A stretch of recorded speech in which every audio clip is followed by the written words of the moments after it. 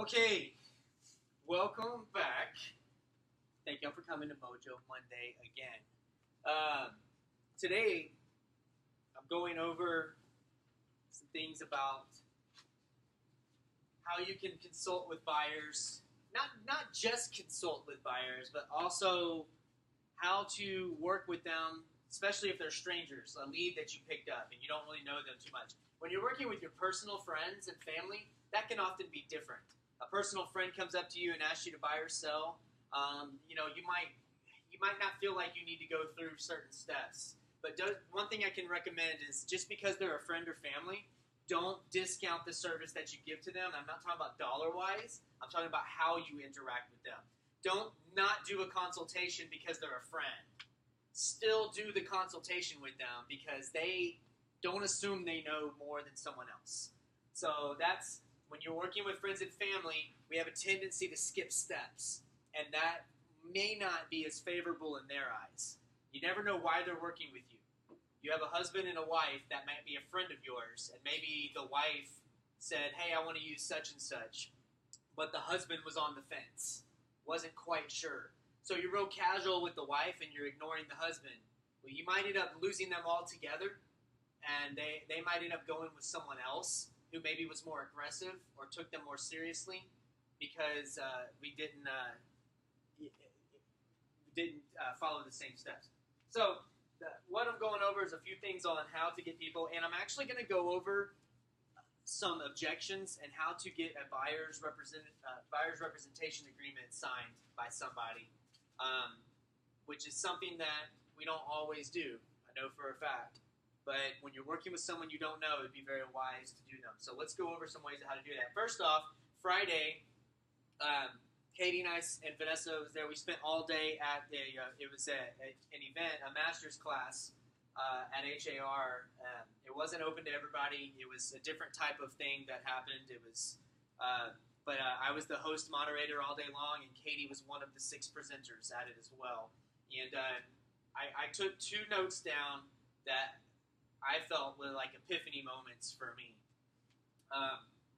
One, and I shared with us this morning about what do you always try to be the local expert in your area more so than you are the listing expert or the buyer expert. Don't be such a real estate robot. Let people know how well you know the area by what's going on in the area, traffic, this is closing, elections, this kind of stuff. Try to be the local information source rather than the local realtor. The local realtor is great. Staying top of mind is good, but staying top of mind is not good enough. And that was an epiphany moment for me. Hearing Rob Hahn, which one of the speakers, say, staying top of mind isn't good enough anymore. Sending them a mail out every month isn't good enough anymore. You're just top of mind. Guess what? They know 2 or 3 other realtors who are also top of mind. So you're not good enough if you're just top of mind. Become the information source for all things local, and you'll default into real estate as well. That segued into something that was probably the biggest thing that I've learned in 2016 this year. The biggest change thing to me. I am so adamant about saying, is it an A lead, a B lead, or a C lead? Is that person an A lead? Are they going to buy in the next 0 to 60 days? Are they going to buy in the next 60 to 90 days? A B lead. Are they going to buy in the next 90 plus days or so? Then they're a C lead. If they're not even really looking to buy, they're a D lead. You know, this and that. So I've always been like, classify everyone as a lead, leads, and leads, and leads. And this one gentleman stood up there and he said, what do you think would happen if your business, if you quit classifying your people in your sphere? What if you treated everyone in your database as a current client and not a lead? And then we kind of looked at it like, what is he talking about? I'll give you an example. How many of you have walked into a used car lot or a new car lot at any time in the last 10 years? I have. Did you feel warm and fuzzy, or did you feel like a lead as they're coming out to see who gets to you first? You see the man or the woman walking out? I personally felt like a lead. They're going to want to see if they can sell me a car. They're going to treat me as a lead, and they're going to see if I'm going to buy or if I'm going to trade something in or whatever, right? When you walk into Best Buy, I love using Best Buy as an example because everybody likes to go look at TVs whether they're going to buy one or not, or they like to go look at something in Best Buy. When you walk in and you go over by the TVs, if somebody walks up to you, they most likely don't really care where you live, anything about you, how are your kids, No, they want to sell you one of those TVs, or they want to sell you one of those computers. The worst is when you're going through the mall and the kiosks. All the kiosks. That'll hit everybody. They treat you like leads. You're walking by, can I give you some makeup? Can we put this? Oh, you look so beautiful, honey, if I put this on. Or, oh, you need a case for that cell phone? Or this and that. I mean, they're treating you like leads. Imagine how your clients feel and how your past clients feel. Maybe you're treating them like leads because now they're a client and you're all over them the whole time. You're calling them, hey, what's going on? Oh, yeah, we went to this weekend and it was great. And this and that. Oh, yeah, we should be closing on your home in the next 2 weeks. And you're buddy-buddy with them for that 30 to 60 days. But then once you close, they fall into a category of past clients. Now they're a lead because they're a potential seller or a potential whatever in the future. And we don't give them that attention anymore. We don't give them the same level we don't give them that special attention that they got when they were a current lead. So why do you think some realtors lose business from their past clients? Because they treated them as a past client. And they buddy, what do you say about some of your best friends? Like, man, we used to go run the streets, man, we used to talk all the time. He ain't called me in 6 months. I guess he's too busy for me now. We talk about our friends sometimes that way. Hell, we talk about our family sometimes that way. Such and such must be too busy doing this to call me now. Well, imagine how your clients feel when they become past clients. So, how would your business be different if you treated every one of them as a current client all the time? Would that be hard? Yeah, it'd be a little harder. You have to go out of your way a little bit. But imagine if you quit putting dollar signs on everyone's heads and just, instead of doing CMAs at the end of the year maybe for your past clients, what if you did a CMA for everyone in your database? Yeah, it would take you some more time, but don't you think everybody would start kind of feeling the love a little bit more? Don't you think maybe your business would immediately start growing if everybody felt like you were all over them all the time instead of just a lead?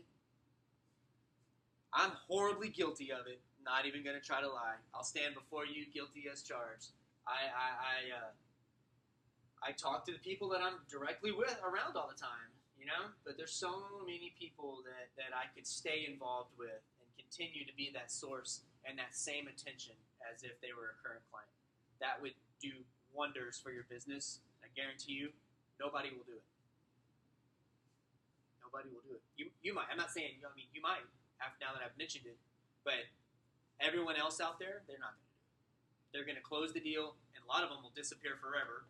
Some of them will maybe send a mail out or a recipe card or something that has no value to it whatsoever just to try to stay top of mind. Imagine if you blew top of mind out of the water and stayed their friend forever. You would be all over it. You would kill it. Top producer. So that was my epiphany moment from Friday out of all day. And that was mentioned in the last few moments of the day. But quit treating leads like leads. Treat everyone like current clients. I'm not saying don't categorize people. But you should not treat them. For your database, yes. But no one likes being treated like a lead. No one likes that. I don't want to be treated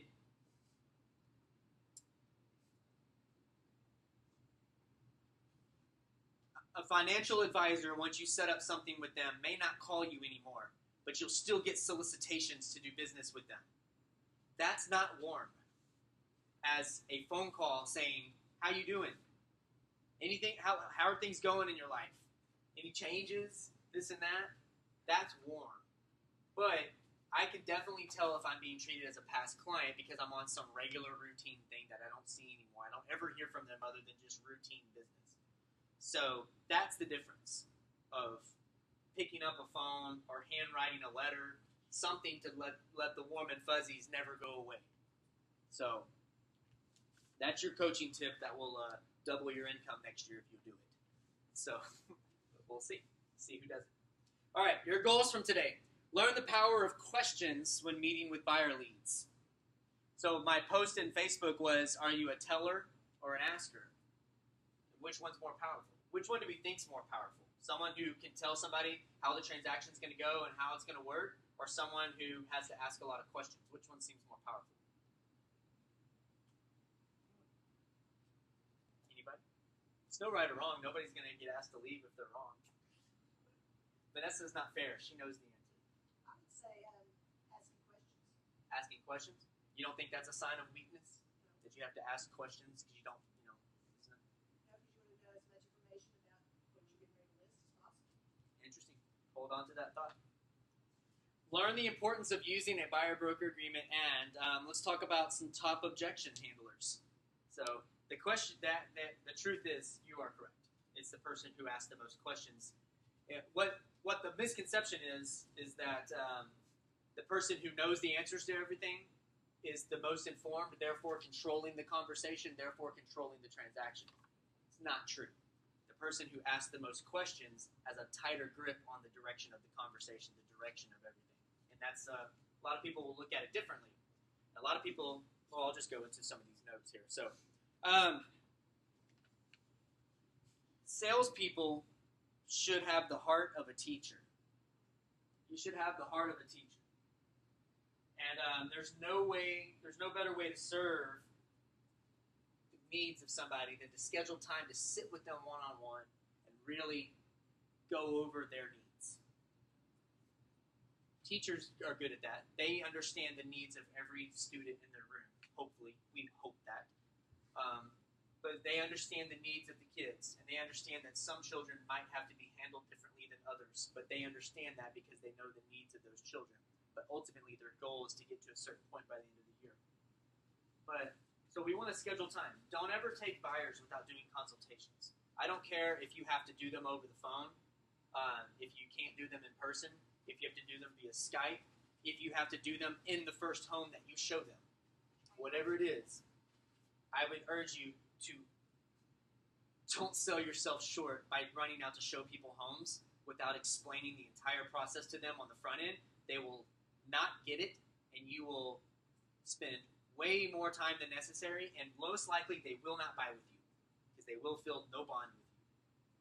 They will go and end up seeing a few homes with you, not see anything they like, say, I'm going to give it a break, I need to relax for a little while. Next time you talk to them, they've picked up another realtor and they're under contract. You didn't give them anything of value. You didn't teach them anything. They were hungry for your knowledge, and all you did was facilitate the showing of homes with them, which anybody can do. What sets you different? So, let's understand a very simple cornerstone of persuasion.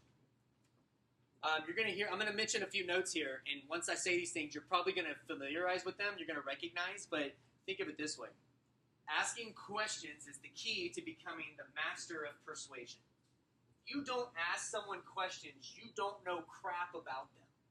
Again, I'm not talking about you working with your brother, sister, friend, family. I'm talking about someone, a lead that came in randomly and you're going to meet with them. They want to see 123 Main Street. You don't know them, and you're going to go try to work with them.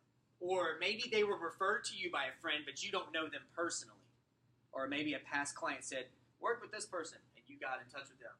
So, asking questions is the key to becoming a master of persuasion. People incorrectly believe that the person who asks questions is submissive. They think that whenever someone's coming into a situation, if I ask too many questions, they're going to think that I don't know what I'm doing. Some people feel that way. It's common. Everyone has a level of intimidation sometimes. I've felt it. I still feel it sometimes. Going into a certain, maybe you know there's a certain person at a certain high up position, and maybe that's intimidating to you. And maybe you feel like, well, I've never sold a $600,000 home before. Gosh, I better act like I do. I better not ask a lot. I better look like I know what I'm talking about. So we go in there and we forget that we need to be genuine. So it's actually the opposite. So the thing here is salespeople want to be in control, right? Whenever you pick up a buyer, you do want to be in control of the situation. You don't want them telling you what to do all the time because they may not know the steps in the buying process. And they may not know what they have to do. So you want to be in control. So when salespeople believe that asking questions is a position of weakness, they're naturally going to default to one behavior, and that's to start telling people what to do. Whenever we're afraid to ask, how about this? Whenever we're afraid to ask the tough questions, we default to telling people things. It's not just asking questions. What area are you looking at? How about asking the tough questions? What's your credit like, Suzanne? Is there anything I need to know about that might show up negatively that maybe we should be a heads up on? Or, Mr. Seller, what do you really want to make from this? Or is there anything that, this and that? Asking the tough questions that you are afraid, that sometimes people are afraid to ask. What are some other tough questions? What are some questions that are hard to ask somebody that are important? Can anybody give me one? Think of something that you're like, oh, I need to ask, but how about, are you pre-approved? Sometimes that's a hard question to ask because we don't know how to ask that question the right way. What if they get offended? Man, this guy obviously makes good money. I don't want to ask him if he's pre-approved. What if he gets mad at me and doesn't want to work with me? So what happens? We start telling people. What's up? You got one? Instead of saying, are you working with an agent, we should say, how are you getting into the home? That's And I always forget that. Ask people, asking them if they're already using someone else. Because we get a lead and we don't want to lose the lead, so sometimes we avoid certain questions because we don't want to get the bad answers or the wrong things. However, we give up that persuasive standpoint, and then lots of people become tellers. Does anybody raise their hand if they know a realtor who's a teller? Someone who's just, it's my way or the highway, you meet me, and you do it this way, if you don't do it this way. Funny, everybody's quick to raise their hands. We all know them. So, I have a feeling they don't ask a lot of questions. It's their way, right? Everything's their way. You walk in, all right, so this is what's going to happen.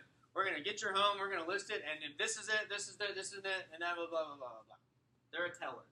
Client feels overwhelmed. Out of submission, they might sign with them. Or those are the ones who say, well, I've got this realtor, I can't stand them, but I'm in this agreement for 4 more months. Does that ever happen? I've had it. Well, they got 60 days left. I don't want to talk to them about getting out of it. I just want to go ahead and stay in it. I'm going to give it these last 60 days, and Randall, if it doesn't sell, I'm going to come to you. Like, that's bullshit. You know what? That's someone who got bullied into agreement from someone who told them what was going to happen, who probably didn't ask the right questions, who didn't get the right agreement, so they just took whatever they could. So, salespeople want to be in control, and you need to ask questions. Consider something that everybody heard of Socrates? Socrates made a comment. He said, he who asks questions has control. It's a famous quote by Socrates. So, and then Sir Francis Bacon said, the beginning of wisdom is to know how to ask the right question. All these famous philosophers knew the importance of asking questions. And lots of times we're afraid to ask out of fear of rejection. All successful salespeople know that in order to create a sale, the salesperson must lead the situation. You have to lead the situation.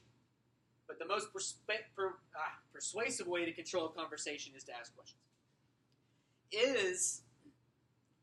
is the asking of a series of questions that allows you to lead your client to a conclusion. And they think they had that idea. So let me give you a scenario. Somebody calls you over because they call you up because they want to buy a house. Yeah, I've got this one that I want to see this one. I was wondering if you could show me this house.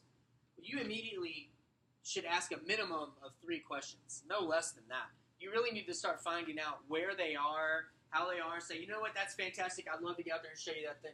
Tell me a little bit about where you are in that process. What's your motivation for buying the house? Is that the area you're looking in? Think about the LP Mama questions: location, price, motivation, agency, mortgage, appointment. Don't ever forget the LP Mama stuff that we always talk about. Asking the right questions so that you can learn what they're in for, so that you can maybe educate them the right way. Because, not everybody understands that when they're 8 months away from wanting to buy a house that they shouldn't be looking right now. They think that they need to be going now. Well, I thought it took a long time to buy a house. That's because their friend bought a new construction home and it took 7 months to build, so their mind's thinking, I've got to start 7 months early. That's not the case. People don't always know, but you wouldn't know that if you didn't ask the right questions. The more that you will want to sell with increasing persuasion and less resistance, the faster you will want to master the art of asking questions. I've been guilty of just going and meeting people at a house, showing them, and not asking them anything else and leaving, and then they call me again to go see more houses, and I go meet them again and go out. And in my beginning years, I would do that because I just wanted leads. I just wanted clients. I'd go show them anything they want. Just please ask me to show you a house. And you go and do it, and it feels good when really it should feel terrible if they're not doing something the right way, and you should be ashamed if you didn't give them the right steps and direction to help them achieve their goal. What if you find out their goal is to buy a house, but by asking the right questions, you find out that they had a bankruptcy in the last 12 months, or they had a foreclosure in the last 12 months? They aren't going to be ready no matter what they do. And sometimes they just need someone to tell them the truth. But don't want to lose that lead. It is far easier to use questions when persuading people. It will give you leverage if you persuade with questions. And you will soon notice that a few well-placed questions will begin to yield incredible results. Who was here with me 2 weeks ago when we went over tie downs? That was probably one of the best things ever to attend, the tie downs. Embedded commands and use of tie downs. Because what was I doing the whole time? Asking questions. You want to sell that house in Alvin, right, Suzanne? You said you wanted to sell and you wanted to move. Isn't that what you wanted? You wanted to get $250,000 at least. Isn't that right? Yes. Wouldn't it be great if we went ahead and put your home on the market? You know, it's the first day of summer. It's selling season. Wouldn't it be great if you had a contract in about a week? Be fantastic. Where would you go? That's a good problem to have, right? So maybe we should go ahead and get you pre-approved and start looking at homes. Isn't that going to help you achieve that goal if we get you pre-approved where you can make offers? So can you imagine yourself already sitting in a new house and you'll be done before wintertime? That'd be great, right? Those are how you ask questions using embedded commands and going with someone to persuade them to get those results. I make you want to list your house and you don't even have any intentions of selling. So let's go over some types of questions. Some selling questions. Guess what? Telling is not selling. That's a note. Telling is not selling. It isn't. Just because you're telling someone what to do, you're not selling them shit. Telling isn't selling. It creates resistance. What kid likes being told to go clean their room? Did any of us like it? I know our kids don't like it.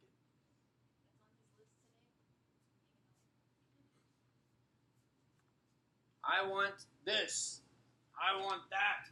I want you here at this time. I want that. Everyone can tell all day long, but people naturally want to do things their own way. I hate the boss. All he does is yell at me and tell me what to do all the time. I'm going to show up late on purpose today.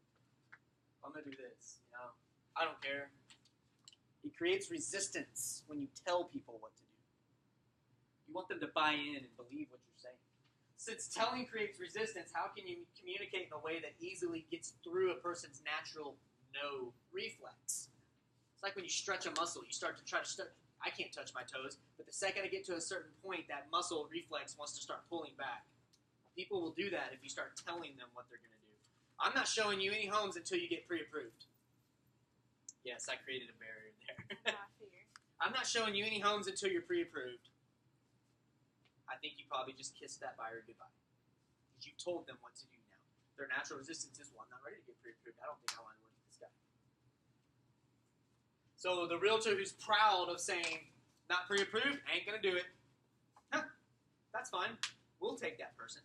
And we'll ask them questions and get their goals and figure out what they really want to do and move them into a direction that best suits them and to move that way. And so if you got to get past that thing. So turn the things that you say into questions that you ask. When I ask questions, I have control over the direction of the conversation and over how you think about it. Did it seem like I was kind of directing that conversation with you, Suzanne, a little bit? But I never once told you anything. I just asked you a bunch of questions, but I took you from that point up to the point of, wouldn't it be great? Can't you picture yourself there? So, asking the right questions. I know y'all hate restaurant examples, but I used to do that in the restaurant industry. And that's how I sold a lot of things as a waiter. Isn't it true? Someone comes up to a table, and instead of saying, I've got a great special tonight, it's fish, blah, blah, what if I don't eat fish? So I'll come up to the table and say, all right, who's my seafood lovers here? Oh, I love seafood. You're the man I'm talking to right now. We have an excellent special tonight, blah, blah, blah. And I cater to that person because he told me he's the seafood person. But everybody else heard it too. And I'm like, okay, you don't like seafood, but you're a chicken person? I have a great chicken dish. And I would go into those things. And I could pretty much get people to order stuff what I wanted. My check would get high. And I could get good tips out of it. But that's suggestive selling. You're suggestive selling through questions. It's sort of what you're doing in real estate. You're asking the right questions to get to the right answer.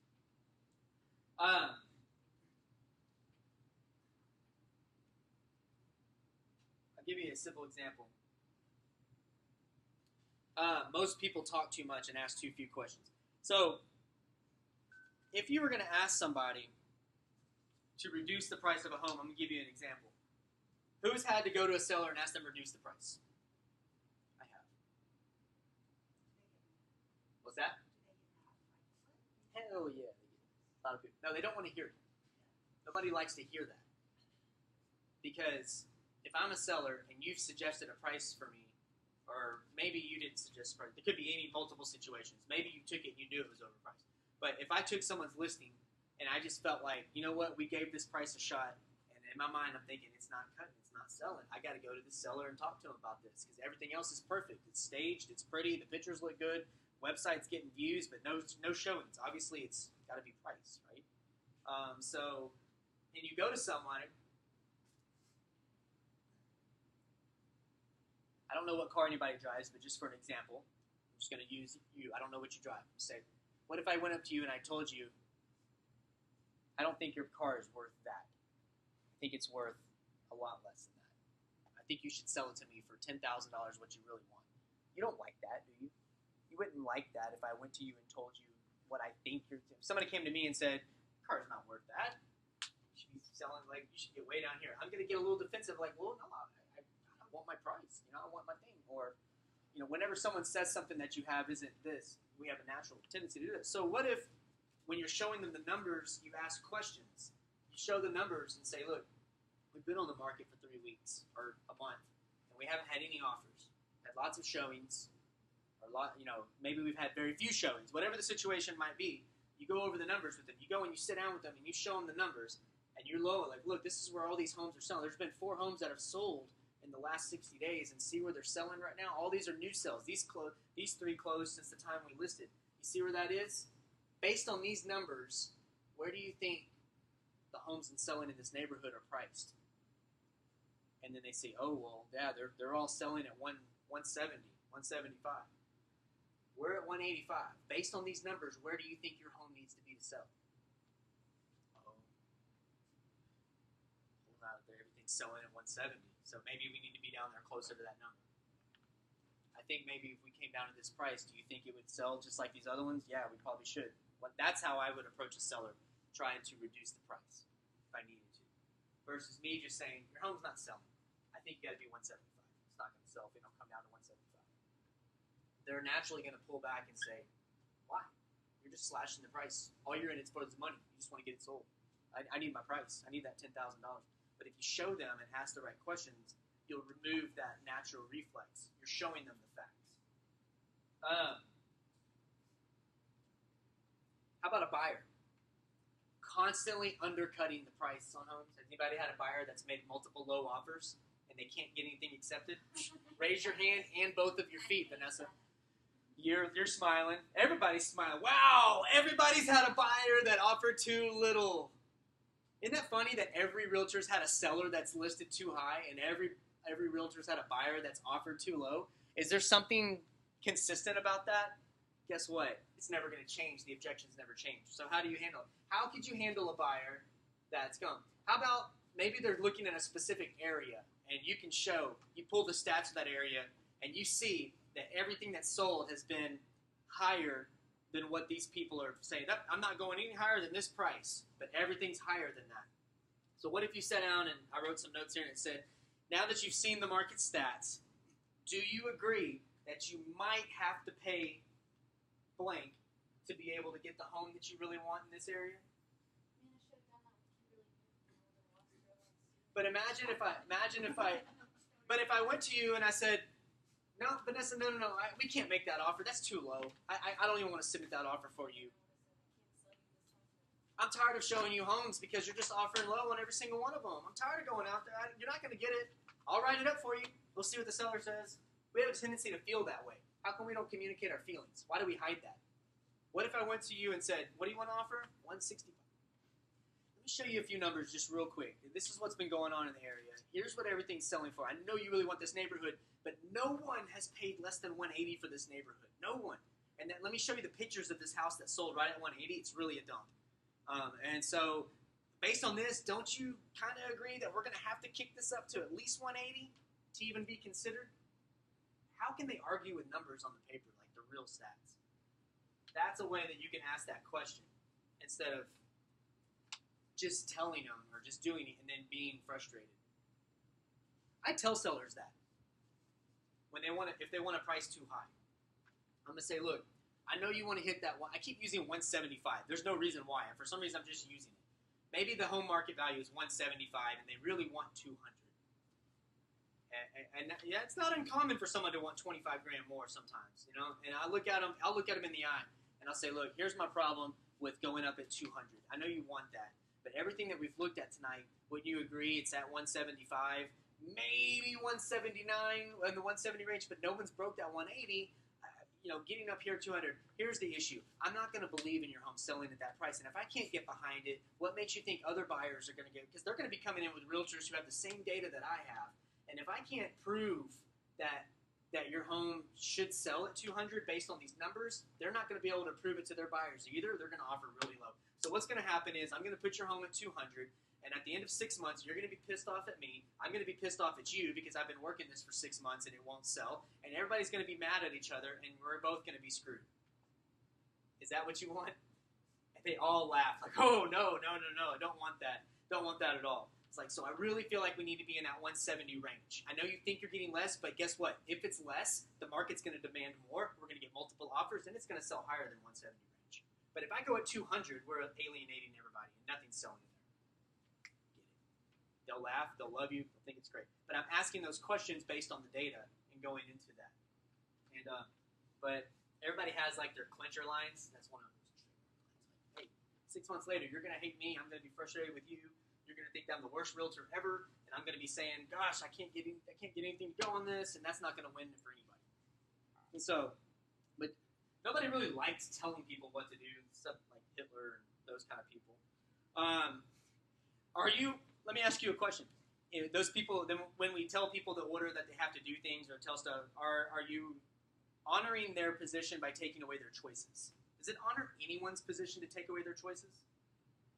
I don't think so. The country's not built that way.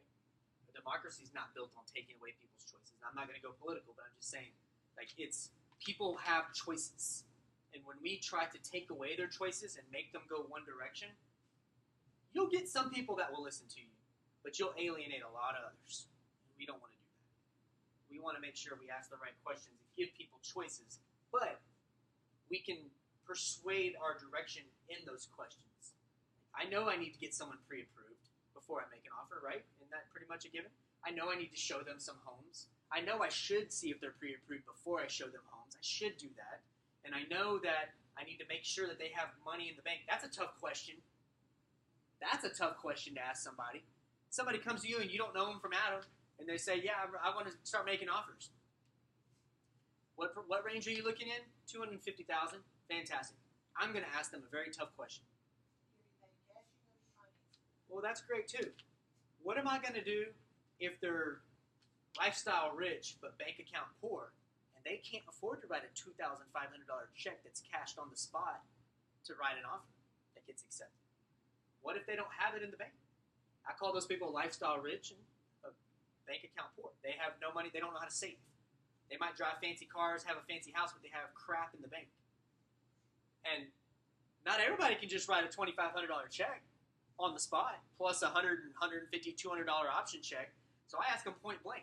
I was like, by the way, when we make an offer, I am going to have to ask for a 1% earnest money check and an option check. We're talking in your price range about $2,500 plus $150 plus $475 for an inspection plus $400 for an appraisal. I just want to make sure you have about $4,000 at least sitting in your account right now. Is that true? This is all done in the buyer consultation. I just want to make sure you have at least $4,000 in your bank account. I'm not trying to ask you how much you, and I'll go in there. I was like, I don't care how much you have in your bank account. I just need to make sure you have at least $4,000 because that's what it's going to take once I get you in a house. Then your closing costs are between you and the lender and all that stuff. So, but I'll ask that tough question, and I'm not afraid of them telling me, no, I don't have it. Plus, trust me, I've been told many times I don't have it. Can I pull that off a credit card and use it? Can I write one of those checks off my credit card and give that to the seller? If I hadn't asked that question, that's what would have happened. guess when that would have been found out by the lender? About 18 days into the contract. Then I have to go tell somebody that we're not approved anymore because our debt-to-income ratio changed because they wrote a $2,500 check that came off their credit card. When I bought my first house at 21 years old, I wrote a $6,500 check off a credit card for the down payment for the house. Because I could do that back then. I was 21 years old, bought my great-grandfather's house. And I didn't know. No one told me my closing costs were going to be $6,500. I didn't know. I was getting a whatever percent loan. I thought I was going to be good. They're like, we need $6,500. I didn't have it. I didn't have it. I didn't use a realtor either because it was a family-to-family transaction. Which goes back to the point, when you're working with family, don't skip the steps. Go over all the details. The only way I could get that check to close was to write it off a credit card. And, of course, my credit wasn't checked again until later, so it was the day before closing. It didn't hurt. I did it. But that doesn't fly these days. It's 2016. They're a little more stringent on things. So make sure you ask those questions. When we know a great deal about a subject, we're likely to tell people the right answer or just give them the best shortcut, right? Instead of really guiding people through. Be careful how you do that. When you ask a question, you're allowing your prospects and clients to fully understand the situation. This allows you to bring them through the various steps and stages of how you arrived at your solution. Mr. Buyer, when do you absolutely have to be in a home? Oh, we want to be in by October 1st. Are you in a lease or anything right now? Yeah, we have a lease. That's good through August 31st, or that's good through January 31st. Boom, that's a good one. We get that all the time. Well, I'd like to be in a home by October 1st. When's your lease up? January 31st. Well, they're probably not going to let you out of that lease just because you buy a house. Are you okay with that? Oh, I didn't think about that. Boom. So yes, you might have just put your situation off by a few months, but you've just looked really good in front of that person because you've educated them, you've helped them think about something that they didn't. You helped them understand a situation that maybe they weren't prepared for. Your engineers are already going to know that. Naturally, they're numbers people. They already know that. But your S personality types may not understand that all the way. They're just going to go with whatever somebody says. Oh, I'm off for the summer. I want to buy a house this summer. Yes, but you're in a lease till February. We need to think about that for a second. How do we want to work that? So, in doing that, you're honoring their point of view. You're actually honoring them by asking them good questions. And when you bring them through the various steps and stages of a problem or a solution, your prospect might think that the solution was their idea instead of yours. That's wonderful too. You're helping them go through the process together. You're helping them arrive at their own conclusions. We could probably avoid a lot of headaches if we helped people arrive at their own solutions. Instead of telling them, I need you pre-approved before I go look at houses with you, maybe I could just ask them a few questions to help them understand the importance of getting pre-approved prior to making offers and why we suggest that, for them to arrive at the situation like, you know what, you're right, Randall, I really do need to go get pre-approved today. I'll go ahead and reach out to that lender today. Thanks for sharing that information with me. Versus me saying, I need you pre-approved before I meet you. You're creating resistance. I want y'all to have this image in your head. Randall touching his toes. You ready? I can't do it. That's as far as I can go before my hamstrings start pulling. That means you're pissing me off because my muscles are pulling. I'm good. Then you ask me questions, I'm like, but you ask me you start telling me what to do instead of asking me. I'm like, it starts pulling. And if I sit here long enough, eventually I'll get to my toes. I want you to have that image in your head. When you start telling people what's going to happen, it's your way or the highway, I want you to picture me bending over with my ass in the air, trying to touch my toes, and I can't do it because it hurts, and I get more and more angry because it keeps hurting. And pretty soon, you're going to want to get out of that appointment as soon as you can. Have we ever sat in a meeting where somebody tried to hard sell us on something? Has anyone ever gone on a timeshare vacation place? How did you feel? How did that make you feel? We bought just to shut them up. Will you ever buy from them again? No, I've been trying to sell it for years. So was that a successful purchase? For him, yeah. For him, not really. No, because you'll never go back to him. So it's not that was a right here, right now purchase. You might get the low-hanging fruit that just needs something right here, right now, and you'll get that person every once in a while, or to shut them up. You'll do that. But a majority, you'll never get repeat business from them. And guess what? You're not going to be in business in a few years if you're not getting repeat business from somebody. Because the leads will change. The herds migrate. And if you don't get repeat business from people, you have no business. What are you going to do if the association that you're in increases the dues to $600 a month. Could you imagine staying in business if we had to pay $600 a month every single month to HAR? Trust me, I'm not saying they'll do that, but it was brought up by somebody on Friday. It was brought up as an association to clean out all the part-timers. How does that make you feel? Makes you feel violated, right? Guess what? Zillow charges people $500 or $600 a month, and they willingly pay it for the leads. Somebody raised up and said, why didn't HER do the same? If people are willing to pay that, that means the market means that. How come they don't charge that much? And everybody was like, and no, I'm not. That was just the person who raised their hand and asked that question. That was not HAR saying that. But could you imagine how things might change? What if you had no repeat business? What if you had no pipeline? What if you had no database? And all of a sudden something like that happened? You'd have nothing to fall on. You'd be out of business in a heartbeat. All it takes is one decision of a body to change something in your business, and you're sunk. However, if you build a steady pipeline, that's why I'm so big about relocation, Suzanne, about cutting off that cord. I'm not saying there's anything wrong with it. There's nothing wrong with paying for referral sources. I'm all about it. Lord knows I'm all for people. I'll pay a referral if somebody sends me a lead. No issue at all. But I don't make that the cornerstone of my business, because if that's yanked from me, I'm dead. So think about that. But so let's talk about some solutions. And I promise you, I'm not scared. The HR is not talking about raising their dues that way. But the point was, if other places will charge that and realtors will pay it, why wouldn't the association do that? They don't want to because they have several members, and that would decrease the membership by about 22,000 people, and they don't want to do that. Okay, turn to statements that you make. Before you move on. Sure. So, like, for instance, I have a client. She's looking for a home right now. And she still is kind of adamant about what to do about her house. It's like, well, you're going to have to sell it. How do you get her to understand that? Unless you got a lot of money to pay 2 mortgages, how do you have to start thinking about this? Is this your Texas City lady? No, No, it's somebody else. yeah. So they She works at NASA. she's in a.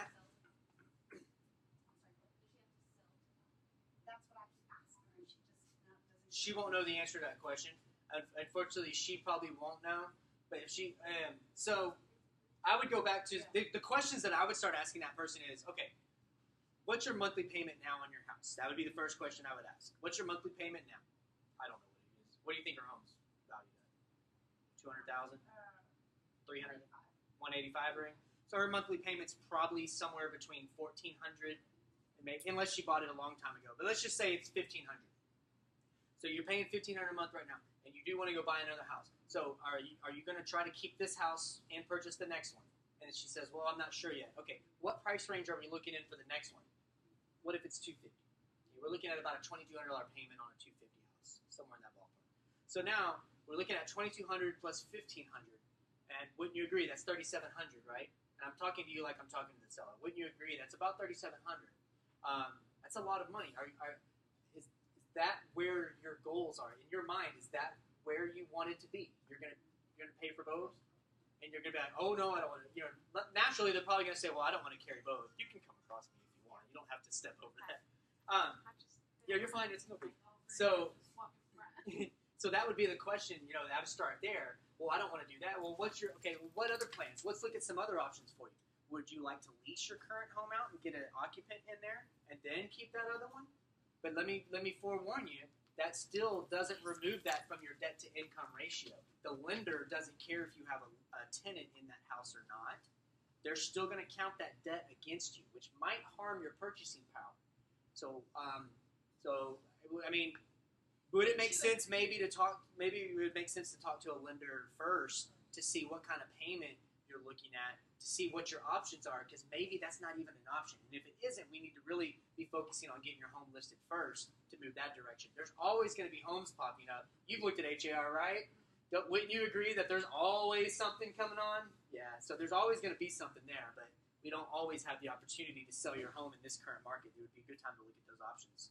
So now, is that in line with where you'd want to be? Is how I'd finish that up. And let her make those choices. Instead of telling her, well, you have to sell first. Maybe she doesn't. And now you've just offended her. People can piss me off really quickly. Especially when this car shopping stuff, if somebody assumes that I don't have my pieces together. If you know anything about me, my pieces are together. what, I can put down as much as I want to put down. I'm pre-approved up to a certain amount. I'm ready to go. Whether I'm in shorts and a t-shirt or whether I'm in a suit doesn't matter. I know my business. So I don't need someone to come out and start telling me what I have to do. You'll lose me quickly. But if somebody comes out and I tell you what, someone started telling us about that Forerunner the other day. And what did we do? We literally almost mid-sentence turned around and said, thank you very much. We turned around and walked away. He's like, well, you can drive it. I said, this isn't my first Toyota. I know how it drives. Thank you. And I turned around and we left. I wasn't mad or like disrespectful to the man, but I was very much, because he's, oh, it has backup camera. Oh, it has this. Oh, but we're going to clean it. It has a backup camera. And I was like, thank you very much. Quit telling me. You obviously didn't listen to my wife who said she wasn't happy with the space in the back. Quit telling me what it has and what I need to do. I'm good. So think about that, how sellers could potentially feel, especially in a situation where they don't necessarily want their credit checked yet because they don't know what they're going to do. Someone like me who maintains a certain credit score doesn't necessarily want a bunch of inquiries to start showing up. So I may not want to get my credit checked until I'm ready to take action. In that situation, if they're not wanting to do that, I'm start asking them some more pointed questions, the tough ones. I'm not afraid to ask the tough questions. All right, I understand you don't want to get pre-approved yet. I'm not here to try to arm wrestle you into doing that. But if you don't mind, I just want to ask a few other questions. Do you have a sizable, down payment? It's going to be several thousand that we're going to have to put up. Do you have at least that amount of money in the bank? Do you know of anything that might show up negative on your credit report? Are you the only one that's going to be on the loan? Is there any? I'm going to ask them a lot of questions, but not in a negative way. I'm just helping get to their goal. And I'm listening, I'm respecting the fact that they don't want to run their credit yet. Oh, this is my third home. I don't want to get pre-approved yet. I know that. Nothing's. So I'm going to ask them, has anything changed? And I'll ask, do you know where your credit score is? You know the automated simulators are always always higher than what your credit score really is. We need to remember that. So, I ask little questions like that. Turn the statements that you make into questions. Instead of saying, you're going to need to pay $275,000 if you want that house. We're all guilty of making that comment, but that's all right. You're not going to get that. I mean, we may not say it in this tone, but you're not going to, I don't know if the seller's going to accept that. That's really low. I think you're going to have to pay $275,000 if you want that seller to look at that offer. We've said that before, haven't we? We've pretty much almost verbatim said that to somebody. Now that you understand the market, we've looked at all the numbers for this neighborhood. Can you see that you'll probably have to pay at least $275,000 if you want to get that house that you want? I mean, everything else is selling up at that high. I mean, you kind of see those numbers. And then if they say no, you showed them the numbers and you give them that and they still don't see it. Well, some people, you just have to go with it. But that's a better way than just telling them that you're not going to get it, because then they're going to start thinking, dang, how hard is that person really working for me? I thought they were going to negotiate on my behalf. Instead, help them understand where things are. Staying in control of the questions will allow you to control the conversation and stay on track. We're going to be wrapping up in just a few moments. You want to ask who, what, when, where, and how, not why. Why does not elicit a yes or no. It requires an extensive answer. When I go into an appointment, don't ask somebody, okay, somebody says they want to offer $250, and you think they should be more in the $275 range. Don't necessarily say, well, why are you offering $250? No, find out, remind them of what their goals are, and remind them of the stats. Don't just try to go in and demean them by asking them, well, explain yourself. That's not really what you do. You're trying to help them, course them around that way. Ask them what they're doing. Whenever you're meeting with a new buyer in the consultation, ask them what their motivation is for buying a house. You really need to uncover a buyer's motivation or a seller's motivation for selling. So some common questions that you might want to think about are, what is important to you about buying a larger home? Oh, you're wanting to sell that current home, that 3-bedroom, 2-bath. What's important to you about buying this larger home? Find out where their goals are there. What will that do for your lifestyle? How will that help you? Ultimately, what will that do for you? If they're interviewing more than one agent, that's very common. I've uncovered that a few times lately. Ask a very pointed question. How do you know, or how will you know when you found the right agent? Mr. Alex, how are you going to know when you found the right person that you're going to hire? Why can't I ask you that? I'm just, hypothetical. Why can't I ask a seller that or a buyer? Is it fair for me to come into a cold interview and all I do is come in and tell you all about me? I did this. I sold 20 homes in this area in the last year. I have a 4.98 out of 5 client experience rating. My company's the number 1 market share. I can do this. I can do that. And what if you don't? What if that's not what you like?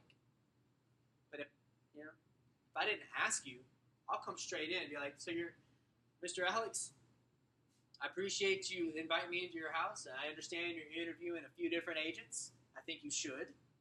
What number am I? Am I the first one or the last one? I asked. You're the fourth. I'm the 4th. Fantastic. So 3 other people have already walked the plank. So what's it good for you? When will you know you found the right person? Obviously, no one's knocked your socks off yet. Am I right? Good deal. Well, then I think that answers my question. Maybe you just wait for someone to come in and really impress you. So, but anyways, no, I would actually let you answer first. I would wait to see when you answered it right. And it's really interesting because you're going to get answers like, well, whoever has the best commission. Or you might say, well, I want someone who's going to hold my best interests. Okay, well, let's start there. What are your interests? What's your main motivation for buying? Start getting into those questions. Find out what their motivation is. You find their motivation, you got it. But if you don't ever get in to ask those questions to find out what it is, you think it's just a lead. If you just treat them as a lead, trying to get it and tell them all your accolades and what you've done and this and that, the recommendation is to go 3 questions deep at least. Make sure you're asking at least 3 questions. And it kind of starts creating dialogue, and it causes the client to think about what you say. And most importantly, it gets that potential client involved in the conversation. I've gone on some awkward appointments where they don't talk. Man, those are hard because you feel like you got to fill this gap where nobody's saying anything. And what do? We have a tendency to go into that telling mode, and we just start saying, I sound like a record. And that person's, you feel like they're still closed off. Get in there and ask a few questions to find out what's going on.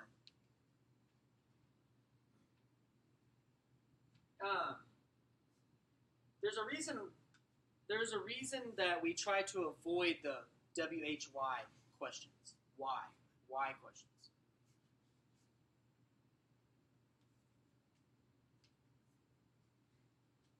So why questions will solidify a person's position or belief about an issue.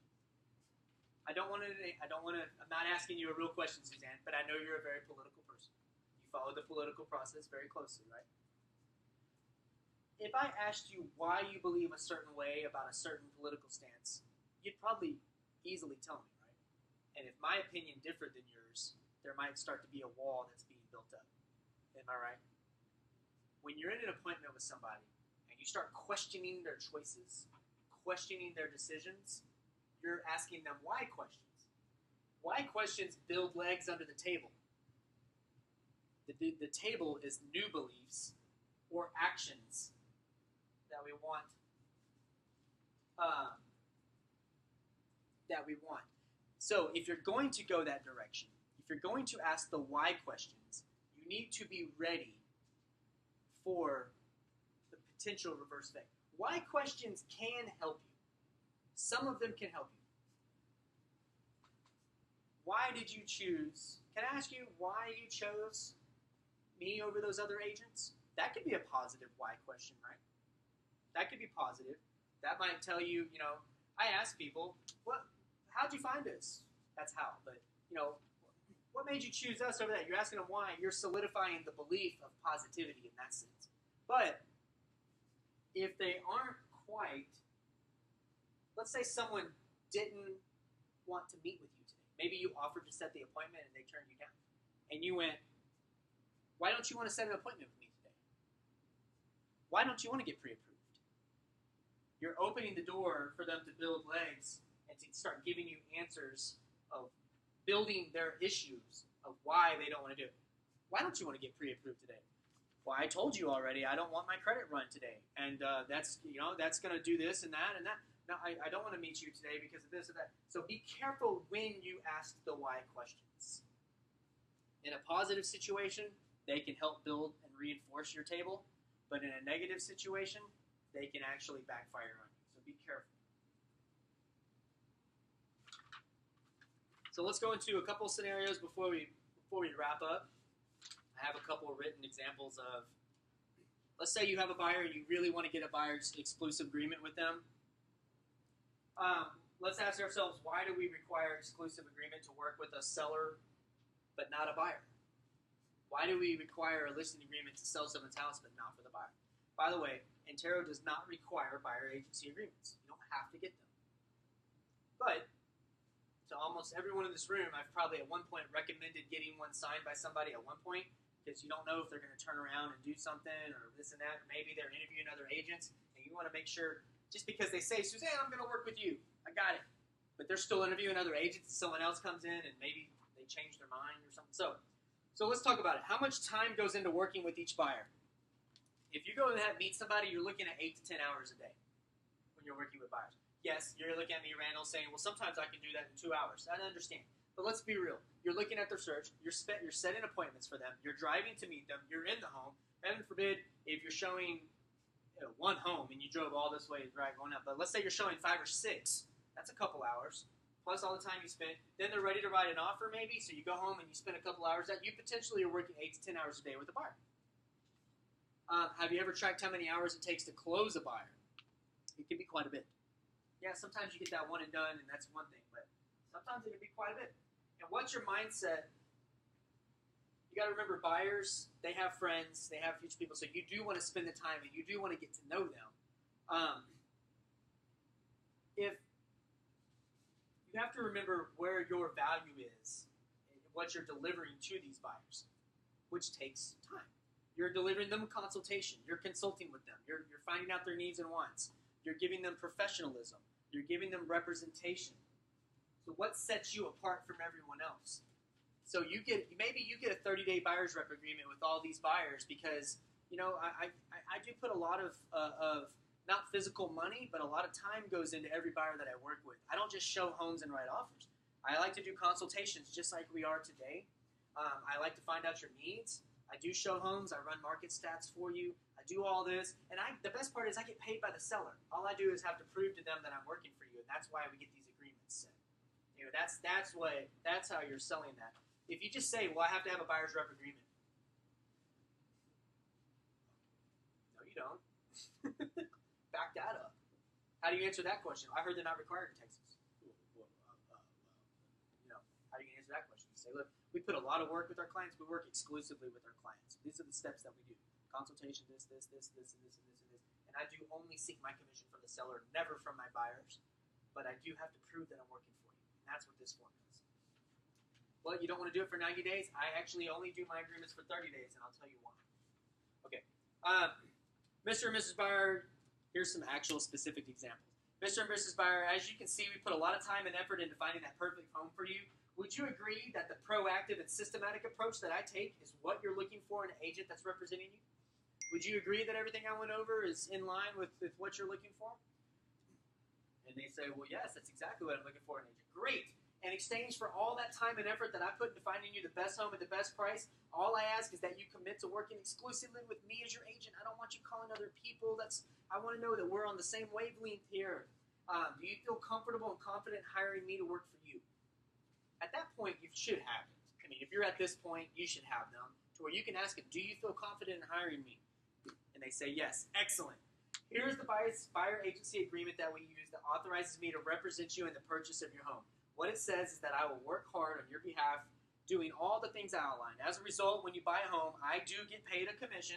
The commission in our market is paid by the seller. So long as I represent you, there is no cost to you. Isn't that fantastic? You don't have to pay me. And they do great.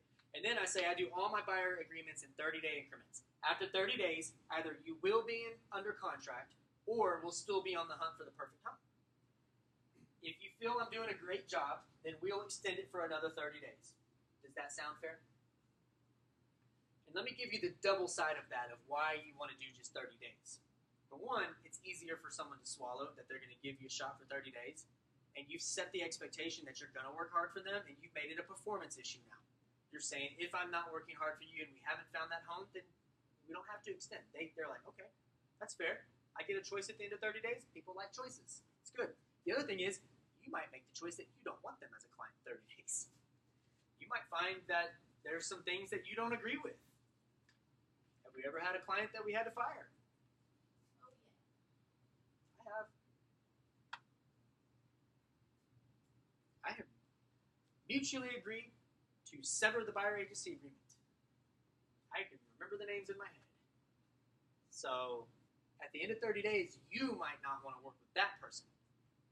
It's much better at the end of 30 days than it is at 90 days or 6 months. It sets the expectation for them. It also sets the expectation for them to buy within that 30 days. In our consultations, I use 7 to 10 days. My goal is to get you in the right home within 7 to 10 days. Market moves fast. That's my goal. Now, I can't control if we make offers that get beat out by other people. We're always going to make the best offer, but my goal is 7 to 10 days. But this is nice, too. It sets a 30-day expectation. And my goal is to have you in contract within 30 days. But, so those are 2 reasons why you would benefit possibly by doing a 30-day agreement. And then if they say yes, boom, get it signed. And other people blame it on the company. And that's okay. We don't really have this policy, so I don't really like preaching this policy. But our company has a policy that when we are working with buyers purchasing property, we'd like you to consider signing a buyer-broker agreement. Buyer-broker agreement means 3 things. We work exclusively. The buyer tells the seller when we write an offer that we get paid from them, and I work hard for you. I'm not an advocate for that because, like I said, Intero doesn't really require it. So you're not really telling the truth when you say that. So now you might have a personal policy that you require it. That, you know what, I work so hard for my clients. I work 7 days a week. It's like a marriage for me. I want to make sure that I'm working exclusively with this person, and this person's working exclusively with me. Now, I get paid from the seller, but I do have an agreement that just proves that I am working for you in case that's ever questioned. And that, that might be your personal policy, and that's how you explain it versus saying the company policy. But let's get some common objections. We don't want to sign anything today. We don't want to sign that today.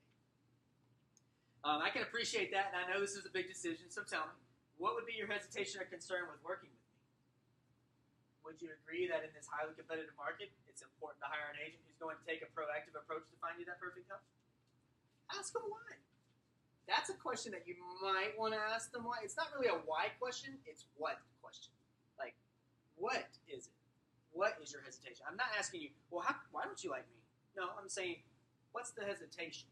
Maybe I didn't cover something in my presentation and that I missed. Do you feel like I'm missing anything or anything like that? We don't want to commit for that period of time. That's why I suggested the 30-day thing. Somebody might say, well, I don't want to commit to being in that.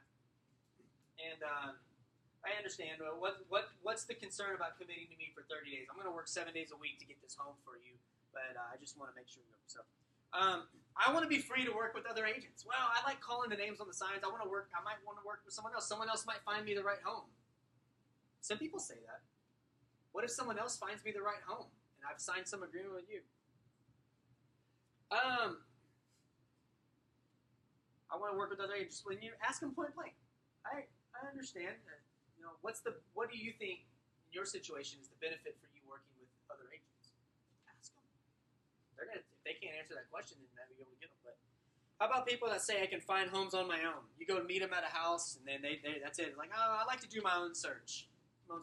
I agree, and you definitely can find all the current homes listed on the MLS. In fact, everybody can find those homes.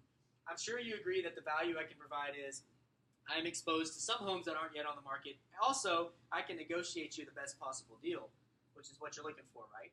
And we can back that up because our Intero group does post upcoming listings. So we kind of know what's going on. Hey, I got this one coming up. This one's coming up. So we do potentially get exposed to some homes that aren't quite yet, so we can get that early jump.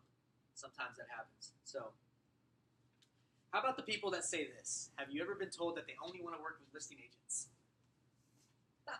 Been told that a lot over the years.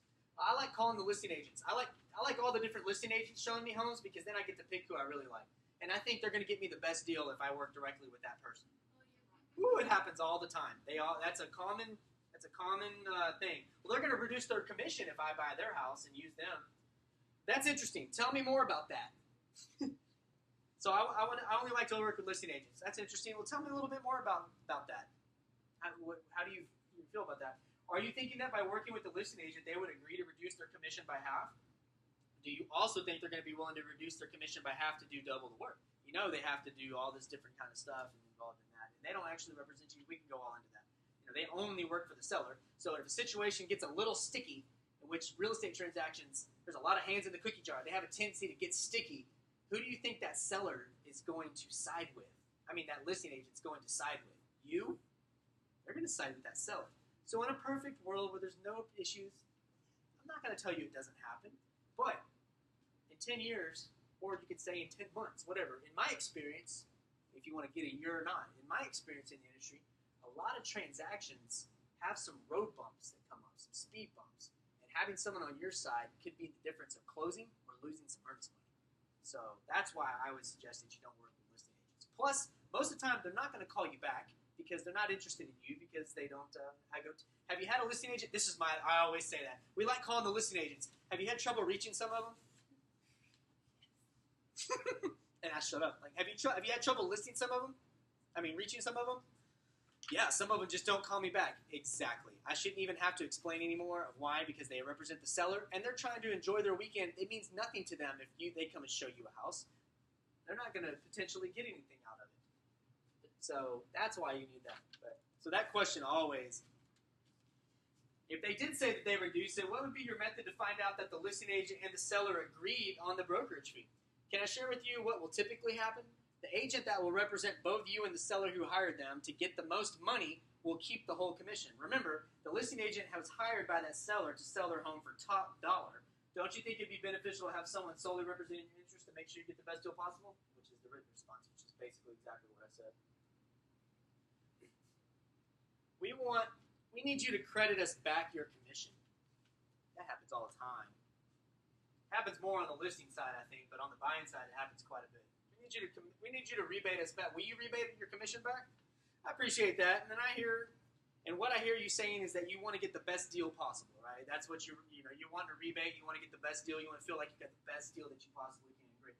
So what would be your definition of a great deal? Now they're going to have to think. What is the best deal? So if I could go to work and find you the perfect home and negotiate you a great deal and negotiate your closing costs, wouldn't you agree that I've earned that commission that I get paid from the seller? That would be a way you can handle that. I want you to rebate half your commission. I'm gonna work with an agent that's gonna give me at least 1% back. That's fantastic. What's a great deal in your opinion? What's your definition of a great deal? Ask them that and see what they say to that. Now that is a situation where what I shared a few weeks ago is when someone asks you to reduce their commission, ask them why. That is a why question that I would ask. Hey Randall, I'm looking to buy a home, but I need an agent that's going to reduce their commission. Why?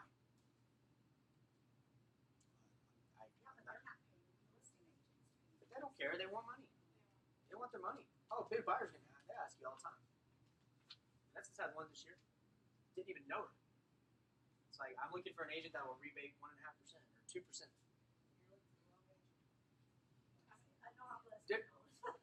Different situation.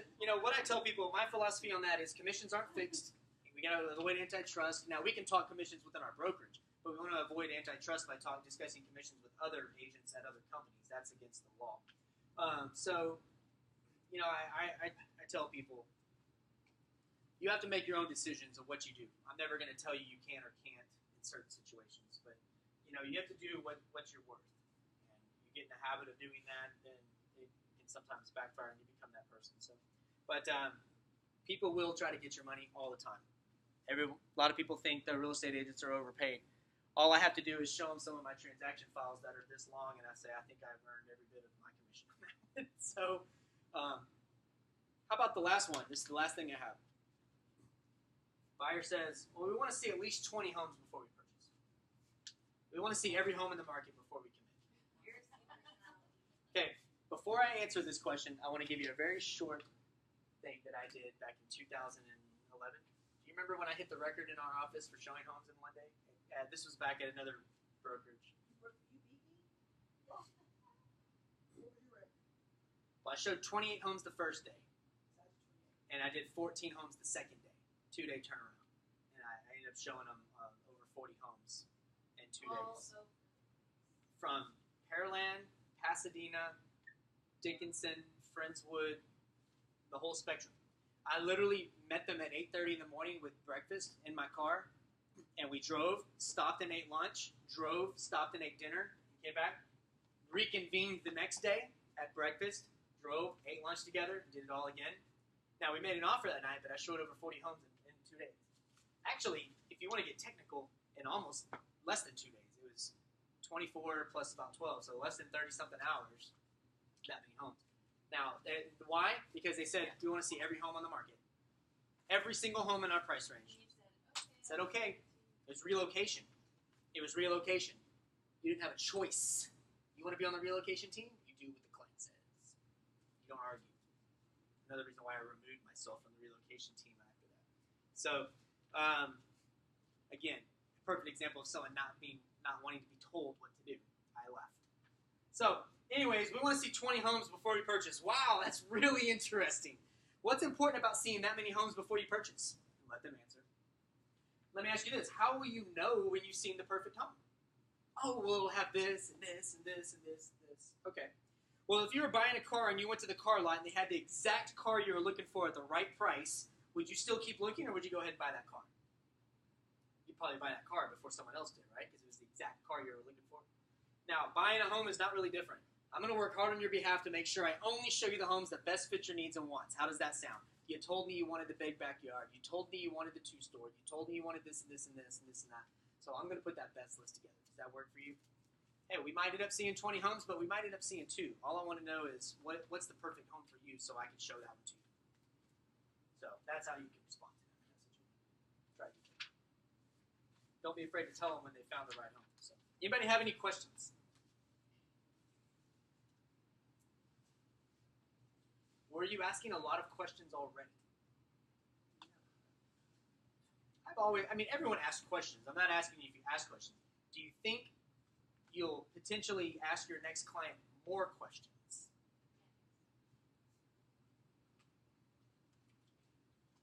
I'll bring up that example of walking into the seller's house in LaPorte. And I was being interviewed by multiple agents. When I get interviewed, I love it because I know what they're doing. I know the other agents walked in with comps. I know the other agents walked in and said, I'm the best. I know the other agents came in and bragged about this and bragged about that. I know that. I know they did it. Everyone does it. So I walk in with just a pad and paper. Yes, I have comps pulled, but I have my notepad. And before, it's like, thank you for inviting me in your house. I haven't shared this. You might have already heard this, but I shared it. It's like, thank you for inviting me in the house. It's fantastic. Looks like you kept it up pretty nice. And walking around, and they're kind of like talking to their kids a little bit. I was like, looks like we have an open table. You mind if we sit down and talk a little bit about the game plan? Okay, great. Straight over to the dinner table. When we sit down at the dinner table, it's like, now, I know you've interviewed a couple other agents, and I'm not the first, so I know you've probably already seen numbers, and you've already seen all these things. So I like to do things a little bit different. Just tell me a little bit about what's going on in your life, just so I can kind of figure out where we're at, and a little bit about timing, why we're selling, where we're going, maybe some things that what's happening. And I just ask a lot of questions, and I write down notes. And as I'm sitting things, they're like, yeah, we had questions about if we should paint the baby's room. And that gave me an opportunity. I said, well, you know what? You want to be real sensitive. You don't want to paint the baby's room because then the kid's old enough to realize that something's being changed, and that's going to disrupt their home environment. You have to be real careful about pets and babies. You don't want to upset their home environment too much. So why don't we talk about maybe leaving that the way it is and move on? And that just blew their mind. Because I asked enough questions to figure out, to get them to start asking questions. Before, we were staging the home, sitting there talking and telling me this and that. I didn't have to go over numbers.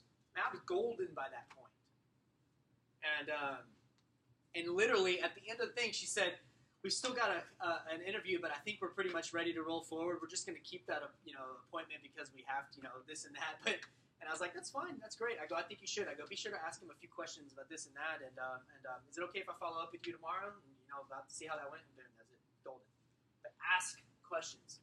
Don't go in and try to tell them what's going to happen. Nobody cares about you.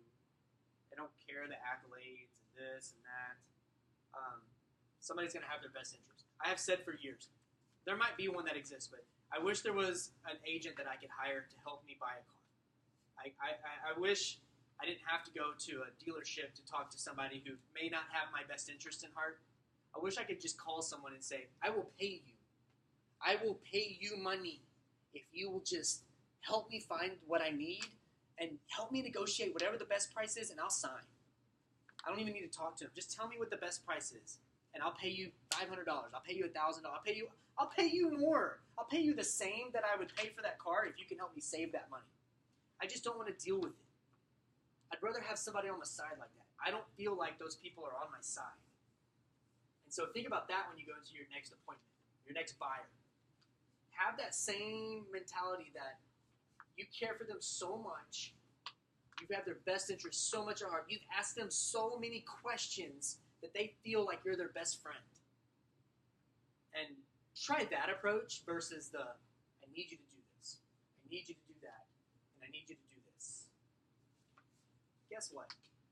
If I have a seller that I really want their house, I really want their listing, and I have a mindset of the way I think things should go, and they don't quite go that direction, bless you, they don't quite go that direction, I'm probably still going to take the listing because I really want it. Maybe it's I really want to get that house. I really want that. But maybe it's because after talking with them, they realize that I really want to help that person. And if we shift our focus to really helping people for the right reasons, all the other stuff will be a byproduct. It goes back to what I started the day with. If you quit treating people like leads and start treating them like current clients, your business will have a get ready. That's all I got to say is get ready for the influx of business. If you remove the dollar signs from people's heads, treat everybody like they're a charity. Treat Mr. Buyer like you're not going to make $1 from him. Treat Mrs. Seller like you're not going to make anything from her. And do it because you do it for the right reason. Do it because you're like pretending like you're running for office. Like you're going to run for mayor. I'm going to help sell as many homes in this city as I can. I'm going to get as many buyers into homes because I'm running for mayor this year. I'm going to get it going. Take that approach and then come back and tell me how much money you make this year. I bet you it goes way up. But if you go in saying, I'm going to make this much money, I'm going to get this per transaction, I need that listing, I'm not reducing my commission, even though your child went in the emergency room and you had to liquidate your savings account, you can't afford my 6%, but you could afford 5%, I would still take that listing. But I also maybe asked, why do you need this reduction in the listing? Well, we had to take our daughter here or this and that, and we can't afford it. And I'm going to help that person because that's what I got in this business to do. And guess what? I get paid commission to help people. It's fantastic. Take that approach. You'll be good. Anybody want to share anything? I always do this. What's one thing that stood out? Sandra, you're first. I like the 30-day increments on a buyer's rep. Yeah. That was But you get your objective of trying to get the buyer's rep. They feel they understand they still have choices. They get 30 days to make a choice at the end of that. If they don't like it, remind them that you get paid from the seller always. Always remind them. But 30 days, it's great. People still feel in control. They like that. Just other ways of trying to get buyer's rep agreement. I mean, as a personal policy, I don't like working with anybody without one. Mm-hmm. And I generally just tell them it gives me the ability to negotiate on their behalf. And it generally gets it signed, but there are always objections. There's always going to be. The nice thing is, the objections never change. The objections never change, only the people. So if you study enough of the objections, you'll be able to file them out. No one's ever going to have anything different. Every person's going to want you to reduce your commission. Every person's going to not want to sign something. Every person's going to ask questions about their offer. Every person's going to want to list their house a little bit higher than you probably think. Every once in a while you get a unicorn where somebody's like, I'll just do whatever you say. You won't even know what to do in that situation. You're like, what? I have to set the price? Oh God, what if I set it too low? What if I don't get enough? Your mind will change when you have somebody like that. And they exist. There's more pressure than, I'd rather have someone say, well, I want 180. It's going to be 175. I think, anyways, so, Suzanne, what did you do? Just ask thoughtful questions.